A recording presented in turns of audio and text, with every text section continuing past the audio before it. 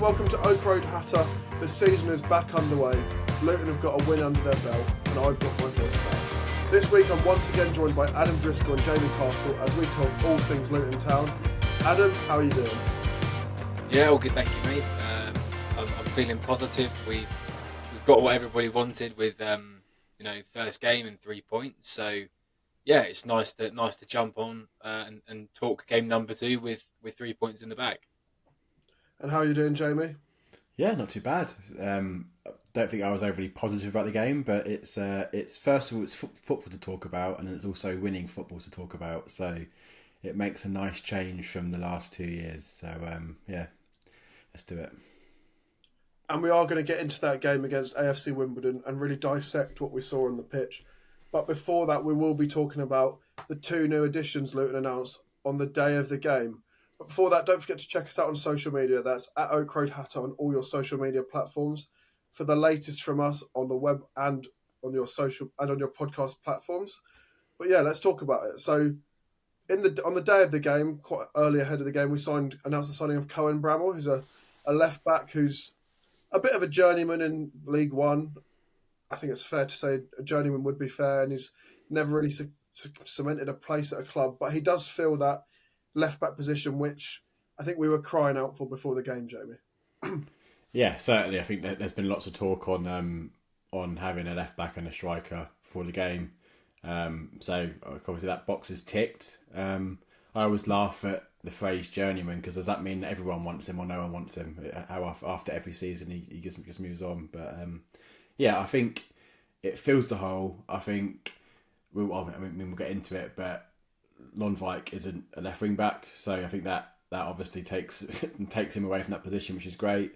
Not saying that he was bad generally. I think Lonvijk is going to be a good player for us, but he's just not a left wing back, so that solves that issue. So I'm positive on it if we bring in another option there as well, because I don't want to go into the season with basically just Bramall and then a currently injured Joe Johnson, a centre half Lonvijk, and a left winger Ali as your sort of left wing back options. I think if we're going to stick with this back 5, back 3, we need to get a proper out and out left wing back to compete with Bramall. Or the alternative is you go to a back 4, and then it sounds a lot better when you've got Bramall and then centre backs Lonvijk and Naismith that can play left back in a 4, which just seems a bit more square peg, square holes, rather than having to shift one of them out to left wing back, because they are different positions, playing left back in a 4 and left wing back in a 5. So I think they're the 2 options. Either you bring in another left wing back and we stick with the 5, or you don't. And I think sooner rather than later you switch to 4 at the back, and I think that might suit us a bit better based on the current squad. Yeah, and it was something that was noticeable during the game, and we'll talk about the game shortly. But Adam, I just wanted to get your thoughts on the signing of Bramall as well.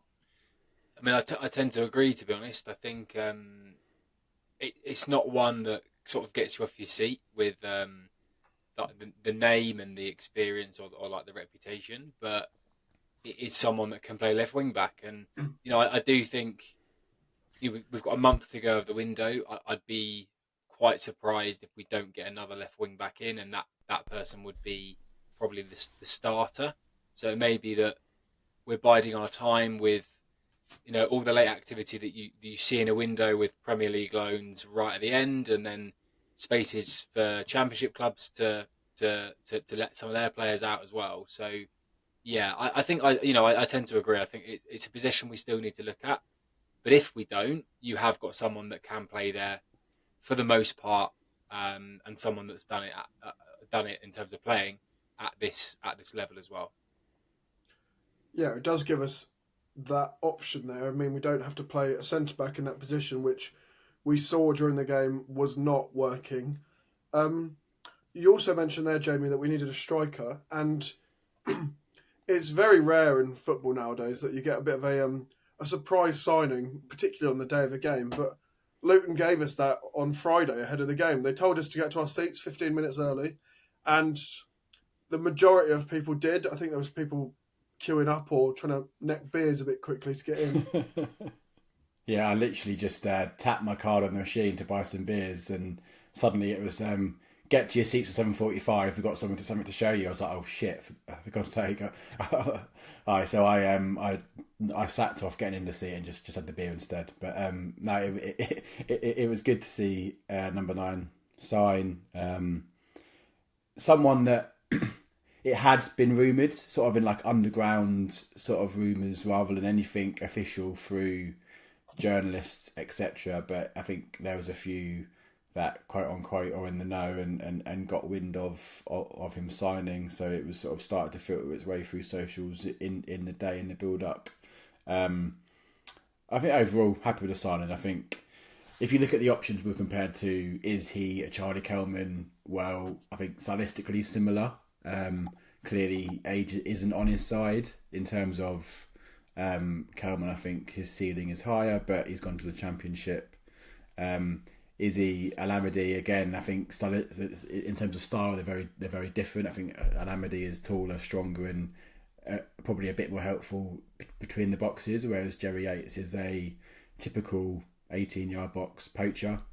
But I think for the here and now, I think Yates is a very good signing for League One. He scored goals for, not necessarily for fun, but he scored plenty of goals for weaker sides in the Championship. So I think you have to look through that when you look at his goal stats. He's not playing for promotion favourite and expected to get 20 plus. He was playing for sides that 10, 12 goals in the season for them is pretty good going. So to come to League One, I think last time at this level we scored 20, give or take. So there's your 20 goal a season striker. That's what we've all been asking for. So I don't think we can have too many complaints. Yeah, last time Yates was in the division was with Blackpool in 2020, 2021, and he did manage that magic 20 mark. He got the 21 league goals, which is pretty good numbers if you're looking for a League One striker, Adam. Yeah, and to be honest with you, like he that's the sort of signing that makes me change my top goal scorer prediction. That's Wells, by the way, not Nordas. And whether or not we'll get someone else in, I'm not sure, but I think I don't really have any differing opinion to Jamie there, because when you see the excitement on socials around the rumours of Kelman and Al Hamidi, and the excitement there potentially of having that statement signing, I think on paper Yates might seem underwhelming, but then when you dig into it and you look at his track record, and we talked pre coming on here around 10 goals last season in a struggling Derby team. He's averaged 10 over the last 4 seasons at Championship level, and something like all of his goals in the last 3 seasons have come inside the box. So what more do you want? You've got a guy that knows where the back of the net is. You've got a guy that will be that poacher and in the right place at the right time. And I think he complements everybody else in the squad that we have, and really provides that threat up front. So when I look at that all for £1 million, I go back to the point of a very different opinion from last summer, in that we're doing some very good business and we're doing it, early on in the window in the scheme of things.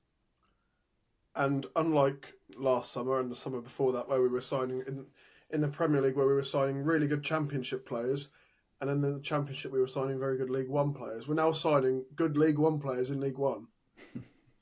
Yeah, definitely. And you could look at Yates and go, he is one for the here and now. Like, if we went into the Championship next season, like I'd want someone else to play with him, or maybe instead of. It depends on formation, but we have to look at here and now and doing this job this season.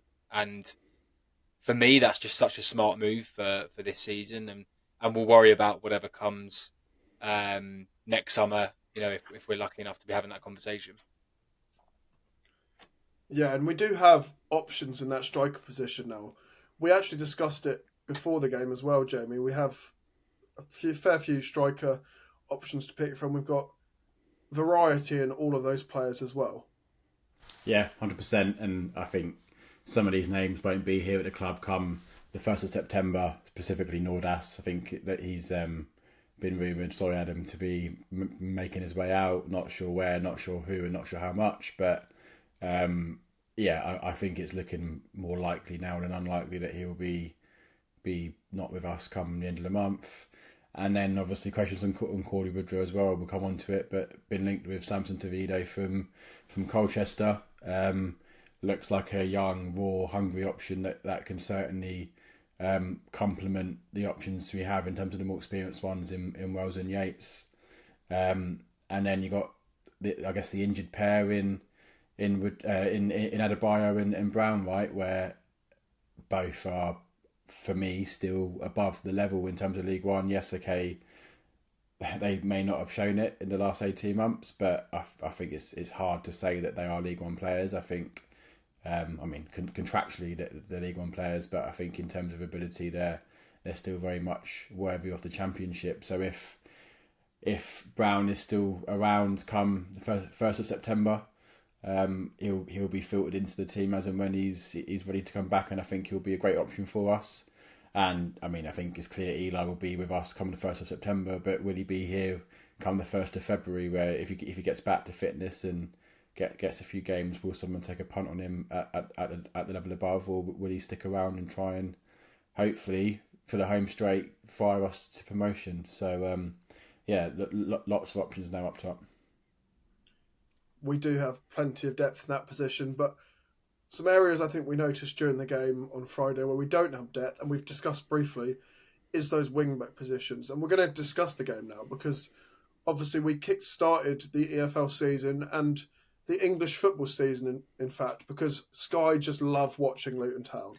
So they had us the first game of the season against Wimbledon, a newly promoted side who on paper you looked at and you thought we should be clear favourites for this game. But the game didn't really pan out like that. Neither team really offered much all game, and we only won 1-0 through a pretty fortunate own goal, Jamie. And it's fair to say people were unimpressed. I would use the word bored to describe how I felt for most of the game. Yeah, if any neutrals watched it, and I'm not sure why neutrals would be listening to the Red Hatter podcast, but if you are, thank you and please subscribe. But for any neutrals that are both listening to this and watch the game, I apologise. I think it was really a bad advert for A, League One, B, Luton Town, and C, the EFL. So I hope we can be a bit more exciting than that for this season. I think in terms of the intangible factors, I think I sensed a few first game nerves. I think there were 4 or 5 debutants, and okay, they played at the Kenny last week, most of them, but it's different when it's a packed out Kenny under the lights on the Sky cameras where actually there's points up for grabs. So I think that's a slight intangible thing that you probably have to take into account. You've also got the fact that they're just new players more generally. I think players that are still finding their feet in terms of each other. I think Saville and Walsh, as a pairing, haven't played too much together, I don't think. It's normally been Saville and Baptiste, and then Clark's come in, for example. So I don't know in terms of those pairings. Clearly, Lomvike's not played many games at left wing back for us. I think he was chucked in against Spurs, but that was a bit more of a defensive brief because of the team we were playing against. So to have the requirement to get a bit further forward was probably a bit different for him. So I think positionally and personnel wise, there's a few intangible things that explain why we probably weren't at our best. But at the same time, I think I take positives from just the overall defensive display. We allowed 2 shots on goal, 1 inside the box, 1 outside the box, and Keeley barely got his gloves touched really. So I think overall you can take a lot of positives from that. And I mean, obviously it's recency bias, but I don't think we'll concede too many at home this season. Yeah, defensively we did look very, very solid. It wasn't our first choice back three, Adam, with Mads in the middle of Makoso and Naismith, but I thought they were all very much solid in their performances. And then someone I was actually quite impressed with, despite him not having to make many saves, was Keeley. I thought his speed that he came out of his box to clear loose balls was...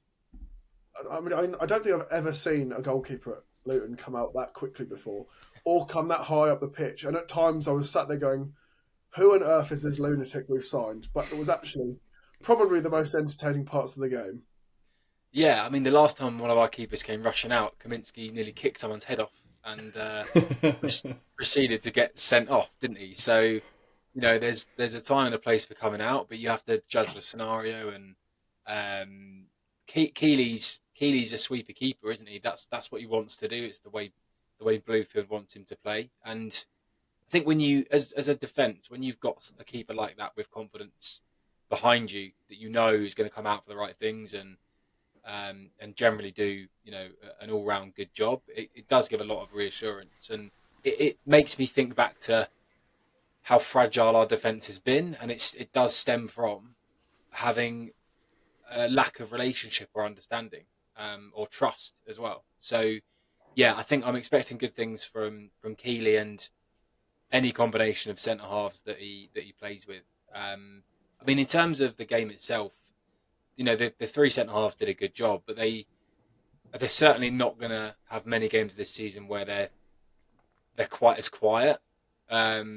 As much as I thought we struggled to get a foothold in midfield, there was nothing from AFC Wimbledon that was cutting through the defence as well. It was all kind of stifled in that middle area. But you can only ask them to do what they need to do and to get us a clean sheet. And obviously, the hope will be that in games to come we're a little bit more creative and potent in front of goal as well.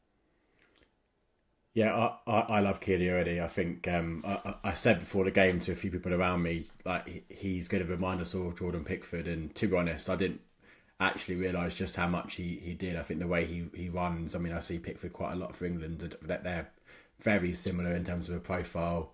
Pickford is also a bit of a lunatic, but we all love him for it as well at England level. So we're really, really pleased to have him as our, well, technically not number one, but he's the number one. I think it might take a bit of the old guard in terms of supporters to get used to that sort of a style of keeper. I know my dad in particular was fuming when he came out to the halfway line to try and clear the ball. Like, what the hell is he doing up that high in the first place? Well, to be fair, Dad, he just cleared the ball, so that exact thing is why he's that high in the first place. And yeah, obviously in terms of dropping the ball quite a lot in terms of the playing out from the back and quick restarts. Even for me, it was taking a little bit of getting used to in terms of like every single restart was almost sort of giving it to Mads and Cal to then pass it into Keely and making the ball active from that early on. So yeah, it'll take some getting used to, but I think with patience and a bit of an adjustment of expectations, I think we'll all grow to sort of love him in goal for us. And someone who has come under quite a lot of criticism, albeit in some cases not his fault, with injuries during his time at Luton, is Mads Andersen. But he picked up man of the match, and it was actually a very, very solid display from him. I thought on the ball, actually, he looked pretty good compared to what I was expecting. He was confident in possession, managed to slow the game down, because obviously with Makoso one side of you, it's a bit chaotic when he gets the ball, as I'm sure many of us noticed. That sort of pairing with Makoso and Walters out on the right was causing uncertainty at times in possession, but when Mads was getting the ball back off him, he was slowing it much down a lot more and a lot more composed at him. Yeah, I mean, Mads is a difficult one to judge because we haven't really seen him stay fit, have we? And if you look at it the other way as well, people will go, well, we've dropped down 2 leagues since we signed him, and he should be good. But he's a solid player. He certainly is a solid player, and I think he's a solid Championship defender as well.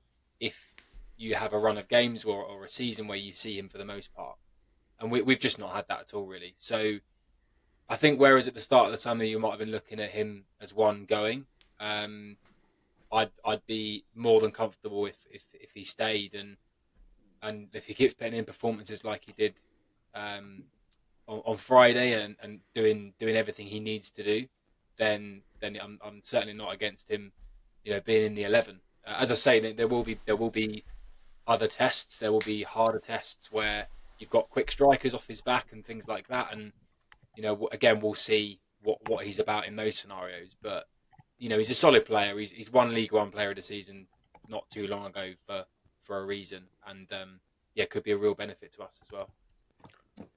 And we do have real defensive depth in that area with McGuinness on the bench and then players like Holmes not even in the squad, Jamie.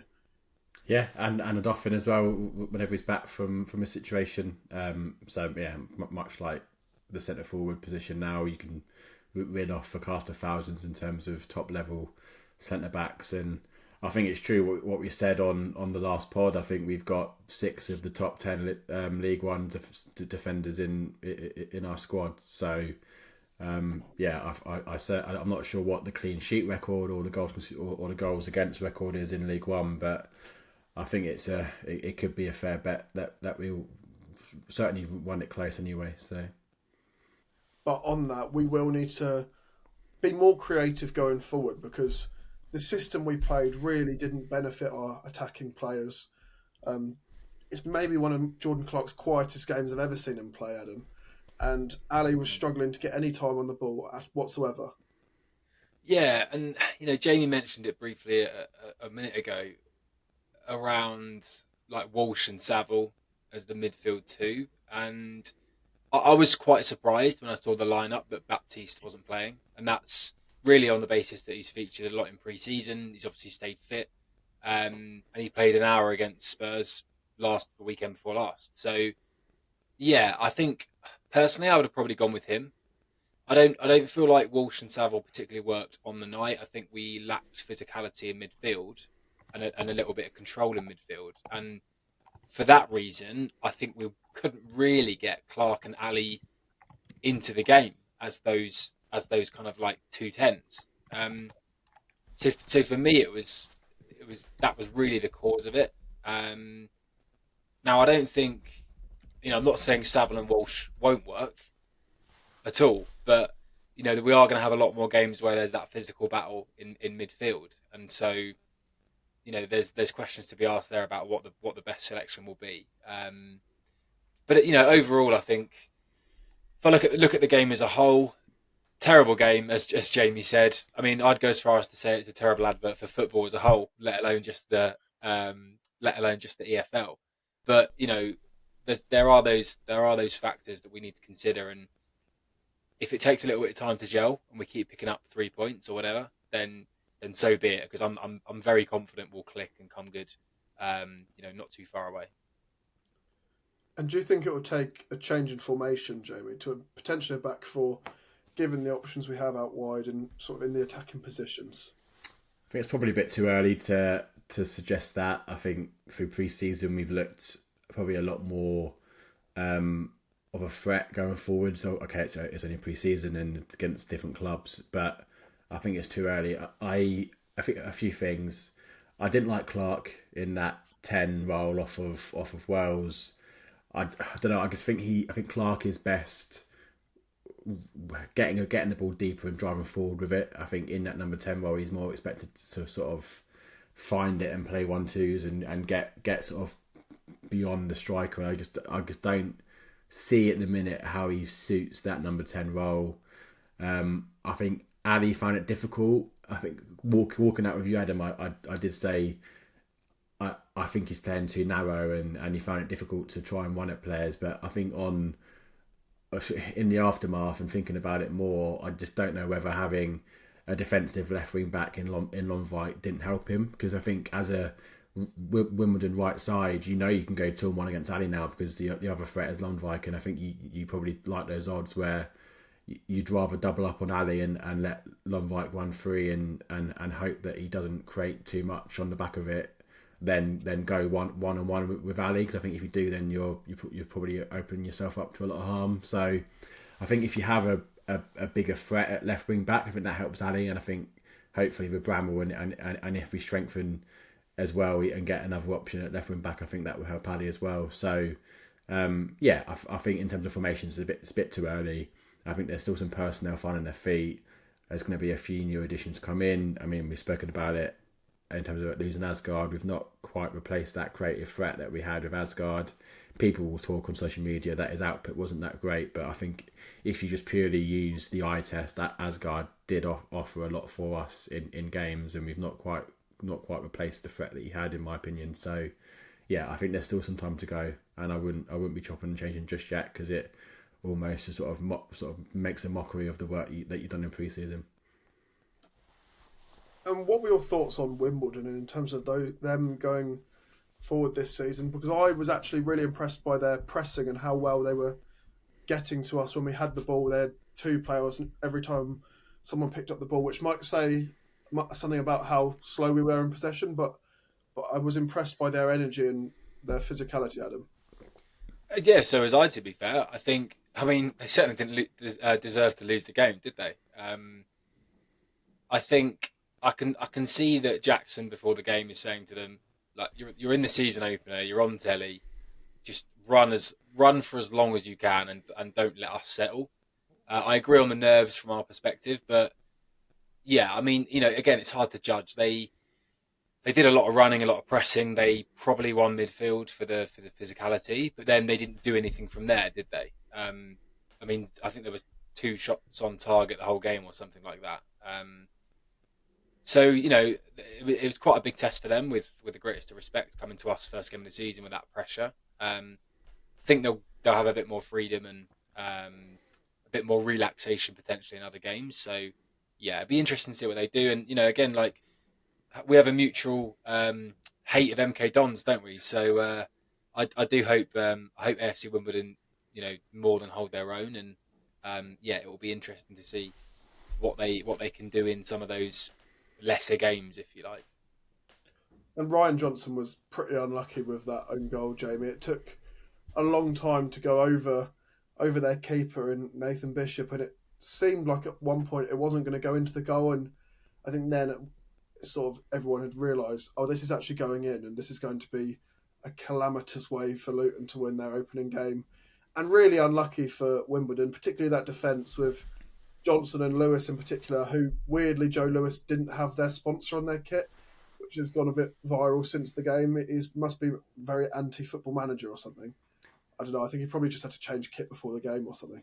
I think he's waiting for FM 26 to come out. I think he's in a bit of a riot that 25 didn't get released, so I rate it, to be honest. But yeah, on the goal, I felt pretty embarrassed to celebrate it, to be honest. I stood up and clapped, and obviously was delighted that we got the win, but it was a pretty embarrassing goal from our perspective.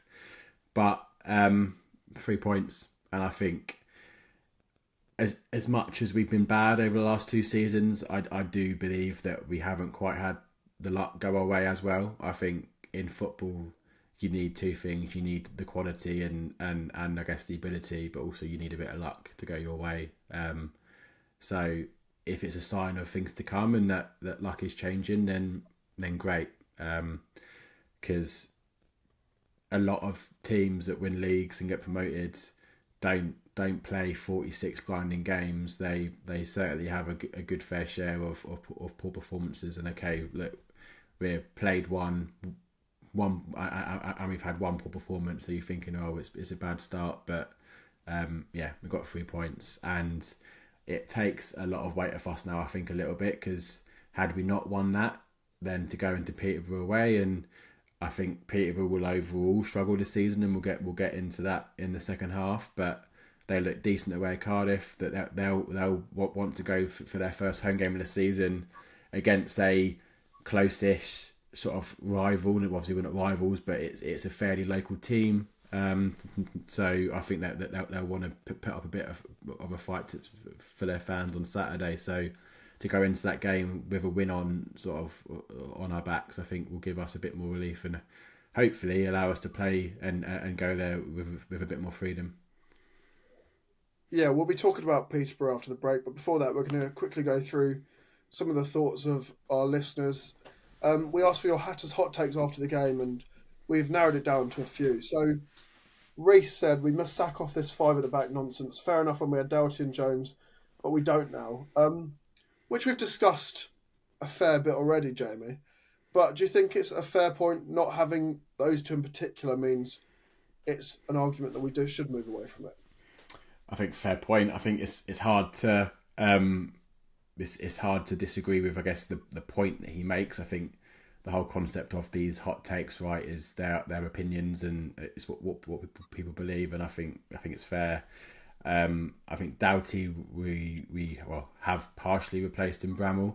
We've not seen him yet, so I think it's probably a bit early to suggest that we can't have a left wing back just yet, because we've got Bramall and who knows who we sign, and Jones is injured, so he will be back at some point, and it's not like an Eli length of injury. It's hopefully only sort of 4 or 5 weeks. And I don't think Walters played too badly there. I think you have to give him a bit of an allowance that he isn't by trade a right wing back, but I think he probably can get there at some point. I think he just needs a bit of time. He's certainly not a Lundvik, where I just can't see Lundvik being an out and out left wing back for his career, whereas I think Walters might be. I think he might develop and grow into that position. So I think watch your space on 5 at the back. I think let's give it certainly the rest of the month and see who we bring in this window. But if we don't bring in another left wing back, then I think that would make my mind up and say that I want to go to a back 4, because I think that will mean that we're limited in actual left wing back options. Yeah, we've also discussed the creativity within the team, but Pete R says we're missing a creative type. We haven't even tried to replace Asgard in that regard. We have possession without purpose. Compare last night to the League One winning team that would suffocate and unpick teams, always moving, then around to create space to attack. And Adam, you can sort of see where he's coming from there. There was very little movement off the ball, and we didn't really commit many numbers going forward. No, we didn't. But again, it's like, as I said, like I don't think that midfield 2 particularly worked well enough for us to get the ball to win that midfield battle and to get the ball into Ali and Clark. I don't remember too many occasions where we had the ball with them and they just didn't do anything right with it. We just didn't get into those scenarios. So it's really difficult to call, isn't it, on some of these takes on like day one. But for me, I think we just need to give things time. You know, I don't think we'll play as poorly as we did on Friday night again. I genuinely don't, and that's probably my hot take. But things do need to settle down, and you know, I'd love to see a creative AM come in, but only if it's the right person, not just to fill a gap. And if it means that we're waiting for the latter stages of the window to get the right one, then so be it, and we make it work in the meantime. So I tend to agree with the take, but it's still very early days as well. And just to add to that, I get the take, but I think you're comparing apples to pears a little bit in terms of comparing this team now with the League One title winning side. You can't compare a side that's played 46 games and won the league with a side that's just played their first game in the season, because that team that went 22 games unbeaten had the time to develop and build and grow, whereas this team hasn't had that yet. That team also had all of the window in the summer. All the players were signed. Also had all the window in January. All the players were signed. So I think it's very harsh to say, that League One title in the side had X, but this team doesn't, because they just two different stages in the season. So I think, very much comparing apples to pears. I think just, I guess, implore probably a bit more patience in this team as a whole. And finally, before we go to a break, there's one last one from Steve, who says, the last 2 seasons have left Luton fans with football-related PTSD, rendering most of us unable to think rationally regarding our club. It takes many seasons to reverse this, even if we do well. And Jamie, I just wanted to get your thoughts on that. I think that's fair. I think we all have it. I think we all talk a bit about this season, and then we always look back on the last 2 seasons, and there's a lot of judgments on players based on how they were in the Premier League and how they were in the Championship and how they were under difficult circumstances where as a team we were just in the absolute doldrums. Whereas I think now is a bit different, as Adam said, like Mads Andersen, we signed him in the Premier League, but we're now 2 tiers lower, and I don't think you compare. I don't think you can compare the Mads Andersen that they saw in the Premier League to the one that you're going to maybe see this season. As an example, there's probably more that I could give. I think people have a lot of PTSD to Steve's point, that I think the only way we can unravel that, I think, is if we get promoted this season. I think if we stay down, I think that will just continue on and continue on. So, yeah, hopefully promotion and hopefully even a title can fix that this season. But I think for the meantime, we're just going to have to sit there and sort of grit our teeth through what's going to be probably a tough season from a fan opinion perspective. There we go. That's James' advice. Grit your teeth, everyone. We're going to go to a quick break now, but when we get back, we'll be looking ahead to the trip to Peterborough.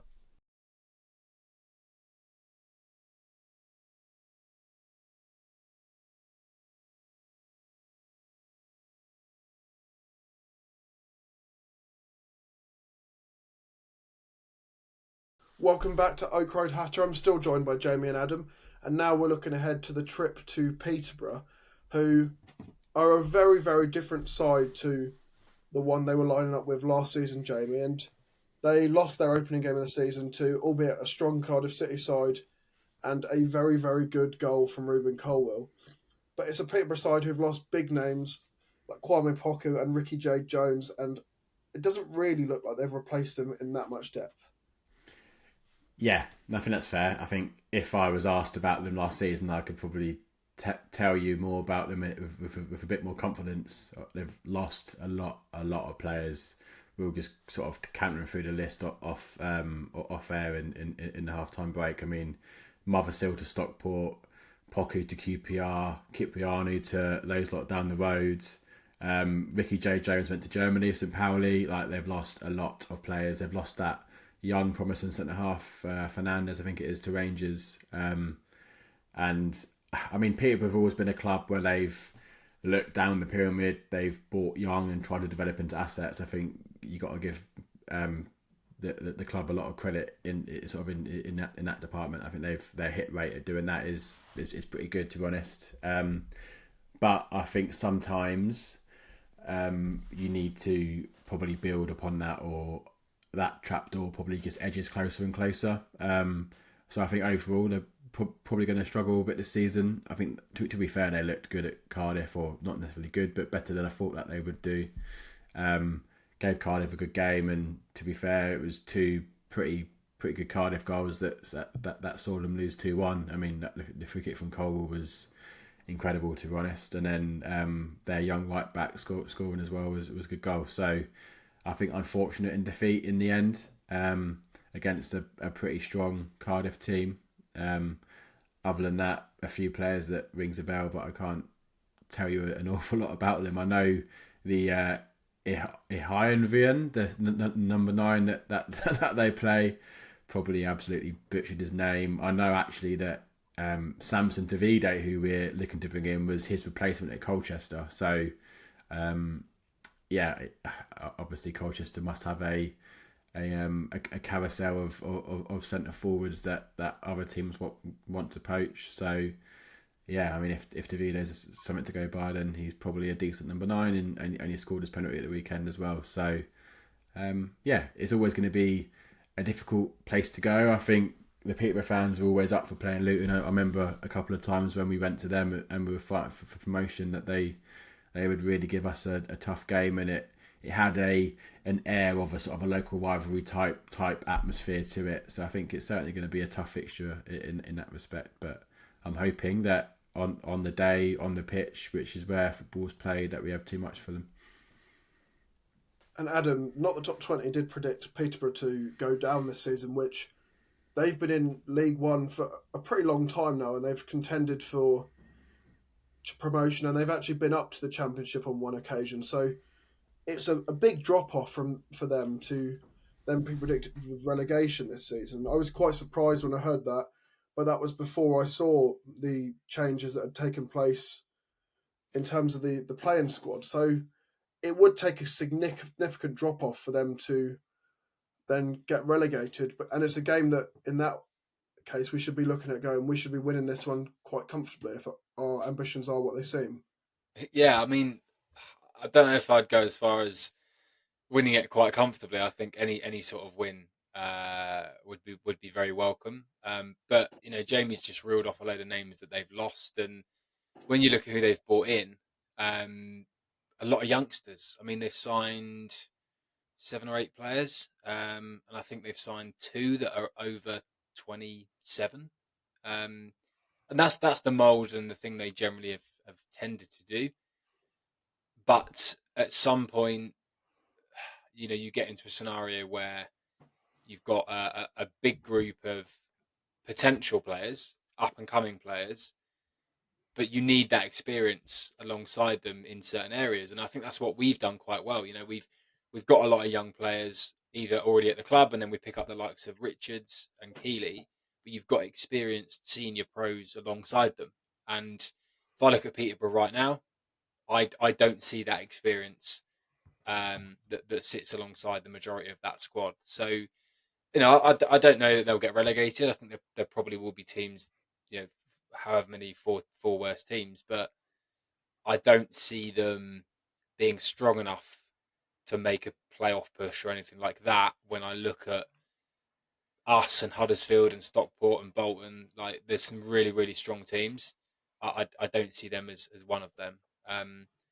But yeah, on Saturday, as Jamie said earlier on, they see it as a fairly local one. I'm sure they weren't too unhappy about us coming back down for a fairly local away game. And they know we bring a few. I think by all accounts, if we sell every ticket, there's about 4,000 Luton fans going. So it will be a good day and a good atmosphere. But I would take any sort of win, albeit like the same as the other night, and then get out and move on to the next one. And you mentioned the age of their squad and the players they've signed there. They actually had only one player over the age of 24 in their starting 11 on Sunday when they last played, and that was Archie Collins in midfield. So that is a pretty significant stat to be looking at, and you're gonna look at that team and go, where are the leaders in this side? Obviously, Cipriani, who they had last season, Jamie, was a young leader in that side, but you look at it now, it's that much change that there will be a lack of leaders within that squad. Yeah, and it's not too bad, as you say, with like Cipriani. Like if someone's been in the team for a while and had experience at the level, you can be a young leader in terms of being 24 and 25. Like I see McGuinness as being a young leader, but he's not old. He's got plenty of years ahead of him yet. He's 20, 23, I think McGuinness is. But he's of the mould where you can say he's an experienced player, whereas I mean the players that they've brought in, I've not done the maths, but I would struggle to guess that they've got more than 1,000 appearances in that sort of starting 11 plus subs at the weekend. So which across 14, 15 players, that isn't really hard to get to, I don't think. So clearly as someone that hasn't played the game at a high level, it's hard to really understand the impact of having no leaders. But I can imagine when the cards are down and you're struggling and you're up for a battle and you're playing against the likes of George Saville, Shandon Baptiste, Jordan Clark, who are experienced at the level, and you're going against Cal Naismith and potentially Mark McGuinness, or if not Mads Anderson, and you're going up against some really, really experienced players at this level and the one above. I can imagine it's very difficult to really try and put a sort of a game together and put out a performance that's of a level to try and get a result. And that's not to say that they're not good enough. That's just because they haven't got the experience to try and know how to win a game of football. So I'm hoping that's one of a few things that goes in our favour at the weekend. And let's look at that Luton side we could be seeing line up on the weekend. Obviously, it's early in the week when we record this, but on the basis that nobody comes in through the doors in that time, and you'd imagine if someone did midway through the week, they're unlikely to start come Saturday, Adam. What would you expect that Luton lineup to look like? Yeah, it's a difficult one to call, isn't it? I as much as I don't think Lomvik worked at left wing back, part of me still sits here and says, will he change the back 5, 6, obviously including the keeper? And I'm not convinced that he will. I mean, it's too early for Bramall. I don't think you can really just throw him in after a week of training, particularly when it's we are off the back of a clean sheet. So I wouldn't be amazed. I wouldn't be surprised, sorry, if the back back line was the same. I mean, if McGuinness is fit, if they really think McGuinness is ready to go, I think he comes in. And for me, he comes in instead of Mads Andersen, who will drop down to the bench. But otherwise, I'd go with predominantly the same. My midfield would be Baptiste in there. One of Saville and Walsh making way. I'd probably be inclined to say Liam Walsh, as much as I love the guy. So yeah, I'd probably bring Baptiste back in, and then yeah, I think I'd go with the same. I think I'd probably say the similar for Jerry Yates on Bramall. I don't think I really want to chuck him in after a week's training when you've got a more than capable option up there right now as well. So maybe we look for the Coventry Cup game to introduce some of the other guys like Bramall, like Yates, like Richards, etc. So yeah, I don't expect too much change. Maybe one or two changes overall. And Jamie, do you agree there, or can you see more players coming into that side? Couple of debates for me. I think I agree. Lonvik stays left wing back. I think too soon for Bramall. I don't know what his minutes have been like pre-season wise. I think he's been a free agent, so probably training privately with a third party probably. I think the back three stays the same, but actually if McGuinness is fit and you want to play him, I would actually play him over Makosso. I wasn't overly enamoured by Makosso's performance on Friday. I think he looked a bit shaky. Clearly he has the sort of the recovery pace and the strength to sort of beat a man if they put balls in behind. But defensively, I think he had quite a few shaky touches. So I think going to someone like Peterborough to have an experienced back line of McGuinness, Anderson and Naismith I think could be a decent idea. And I don't think McGuinness is overly slow either. And anyway, when you've got a goalkeeper with the recovery pace of Josh Keeley to help them play a bit higher and he can sweep them behind, I think that recovery pace is less important. So I can see McGuinness maybe coming in from Makosso. That midfield structure, I think I agree. I'd put Baptiste in for Walsh. I just don't think that worked too well on Friday. I think having those two in midfield and Saville and Baptiste would work. On Yates, I actually disagree. I would bring him in, but I wouldn't bring him in for Wales. I would bring him in for Jordan Clark. I said earlier, I didn't overly like Jordan Clark's performance there on Friday, and I would drop Wales back to one of those sort of false 10 roles with Ali. I think at Bristol City, as far as I know, he did play in a bit more of a withdrawn role for them. He wasn't really their sort of sole striker, sole number 9. So I think Wales can do it. It's a fairly narrow, sort of wide 10 role with Ali on the left, and I think Wales on the right could work really well. And to be honest, I don't think Wales did anything wrong on Friday. It's just that you didn't get the service that you needed. So if I can put him a bit deeper and try and link up the play a bit better, I think he could be good at that role. So I would put Yates up top with Ali and Wales off him and move Clark to the bench.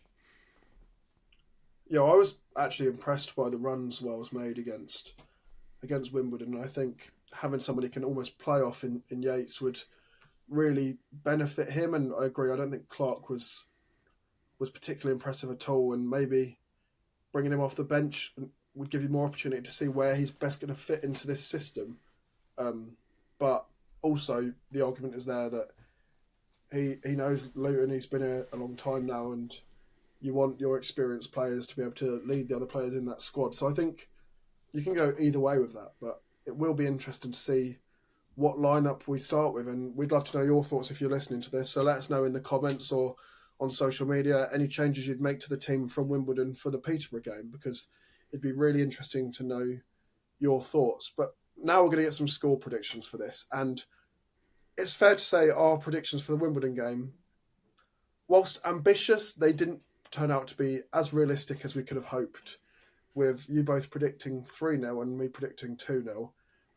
Obviously, we got the win, which made a nice change from our predictions over the last couple of seasons, where we'd say a win or a draw and then proceed to lose spectacularly. But let's see what we're going to go again. And Jamie, we're going to start with you. I'm going to try and play mind games and go reversed. I'm going to go 1-0 Luton, and hopefully it's a 3-0 because I'm going and it'll be a great game. But no, in all seriousness, I think we'll win. I can't see us conceding. And if we do, I think it will only be the one anyway. I think it will be a 1-0, but a better performance. Not quite still fully fluid, but I think we'll get a well-worked goal, and I think it will create chances, but not quite convert them. But I think we'll see out the win, get the 3 points, and as Adam said, I'll take any sort of win on Saturday. I think on Friday I was a bit more ambitious and wanting a good win, a win that sort of Huddersfield got at the weekend against Orient. But a win's a win. I think that away from home, first game in what will be an interesting atmosphere where their fans will be really up for it against a team that are full of unknowns, really. I think any win is good, so I'm going to go 1-0. And Adam, what are your thoughts? Well, I was going to go for the same, but we matched each other in game week 1, so I feel like we can't carry on this routine. So for that reason, I will go a little bit more positive and go for a 2-0 win. I go back to the point I made earlier on around you've got a very young Peterborough side with lacking leadership and experience, and I think when I think about some of the names we're going to have on the pitch on Saturday, there's a lot of experienced heads there and players that are frankly not League One footballers. So I think we'll see a better performance, a few more chances as well coming our way, and yeah, for that reason I'll go for a 2-0 victory. So you've both now. Well, initially I was going to say 1-0. Then I thought maybe that's a bit unambitious. Then I was going to go 2-0, and Adam's gone for 2-0. But I'm going to go for 2-0 as well. I don't really back this yet, but I'm going to go 2-0 as well. Hopefully we can score more than one, and we can put in an impressive or more impressive performance going forward with a bit more creativity, because the creativity really was the problem. And it'd be nice to see a different sort of almost system or some different ideas going forward, which can hopefully open up that Peterborough, what will be a young Peterborough side. So that's our score predictions here. We've got 2 2-0s and a 1-0 from Jamie because he's not feeling very ambitious. Also send us your score predictions as well in the comments. It's always nice to see what your thoughts are on what we've discussed. So either put them in the comments or get in touch with us on Oak Road Hatter on all your social media platforms. But from us for today, that's everything, and hopefully we've got more players to come in this week and another win for Luton.